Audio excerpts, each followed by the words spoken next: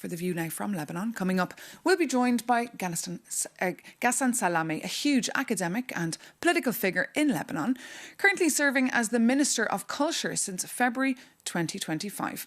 Good morning, Minister. Thank you so much for joining us here on Euronews. Thank you for inviting me. Just first question, how severe is the situation in southern Lebanon, especially right now? Well, I think I agree with the Associated Press qualification of what is happening. Yesterday, AP has shifted from something quite vague into saying exactly that it's an invasion. I used to say it's a creeping action by the Israeli military, and I say since yesterday, it's now an invasion. And Israel is saying clearly that it wants to create a buffer zone in South Lebanon. Are you fearing now a land grab? We've even heard one far-right Israeli minister calling for annexation. Yes, that's true.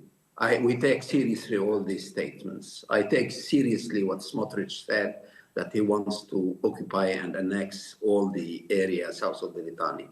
I take even more seriously what Katz, the Minister of Defense, said, that he wants to have a buffer zone until the Litani. The problem is the following. There is a long history of Israel with buffer zones. They had a buffer zone in South Lebanon for 22 years until the year 2000, when they withdrew and said, we don't need it anymore. It is doing harm to us more than it is doing any good. But now the new form of buffer zone they are trying to implement on the ground is very different. Wherever they go, they don't leave any civilian. They don't leave any house. They don't leave any possibility for civilians to go back to houses because they are absolutely destroying all the villages. 34 of them have been destroyed, and therefore what they are, the new concept of the buffer zone is a much more radical one, much more damaging for the civilian population. And tell me, how's your government supporting civilian populations? Are you encouraging people to stay in areas that are under attack, or should they flee? And do you have enough support for these people on the ground? It is very difficult to support them because very often ambulances are hit, relief trucks are hit, etc. So no, we leave it to them to decide what they do.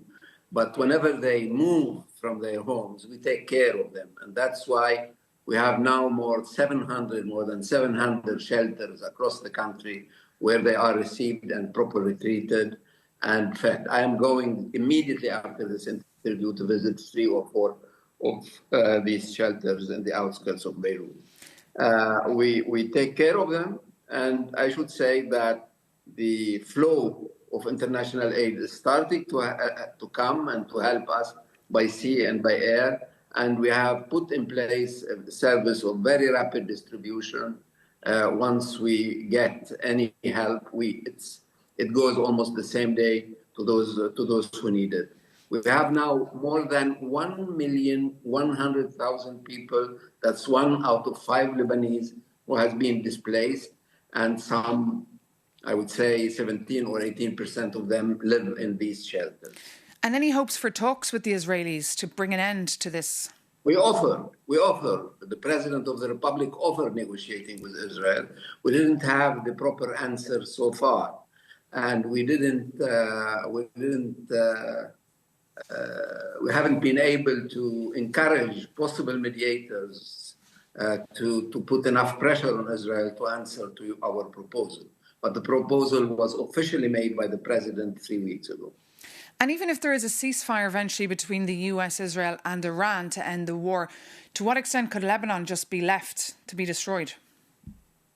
It can be left to be destroyed. Here we are navigating very, very prudently between 2 possible scenarios we don't like. One, that there is a ceasefire in the Gulf, although I don't see it right now. I don't see it, but this is another story. But suppose you have a ceasefire in the Gulf and Lebanon is left to itself to be destroyed entirely by the Israelis. This is one horrible scenario.